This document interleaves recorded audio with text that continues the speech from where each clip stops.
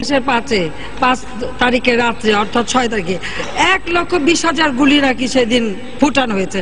মাননীয় স্পিকার, একটা জায়গায় যদি 1,20,000 নাম আমার কাছে আছে, আমি নাম বলবো না, কারণ নাম বলে আবার ব্যক্তিগত কৈফিয়তের প্রশ্ন উঠবে, কাজে সেটা আমি বলছি না। কিন্তু আপনারা প্রসিডিংস দেখেন, ওই মাননীয় স্পিকার বিএনপির কোনো এক সদস্য বলেছেন।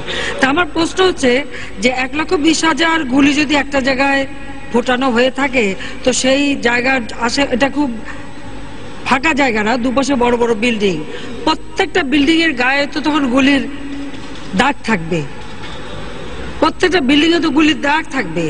আর কোন জায়গায় যদি ওই 1,000-2,000 মানুষকে গুলি করে হত্যা করা হয়েছে, কথাটা ওরা অহরহ বলে বেড়াচ্ছেন, ইসলামের নামে কথা যারা বলছেন, তারা এই যে একেবারে অসত্য তথ্য মানুষের কাছে ঘরে ঘরে যে বলে আসছেন, এটা কোন ধরনের ইসলাম পালন করা আমি জানি না। কারণ ইসলামে তো মিথ্যা কথা বলাটা মহাপাপ, আর সেই পাপ কাজটা করে বেড়াচ্ছে।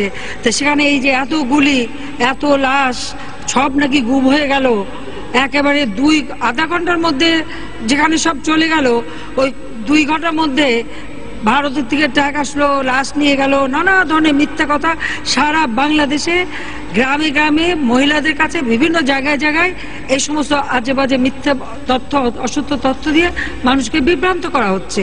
সেই দিন কোনো গোলাগুলি বা সেরকম কোনো ঘটনাই ঘটেনি। কারণ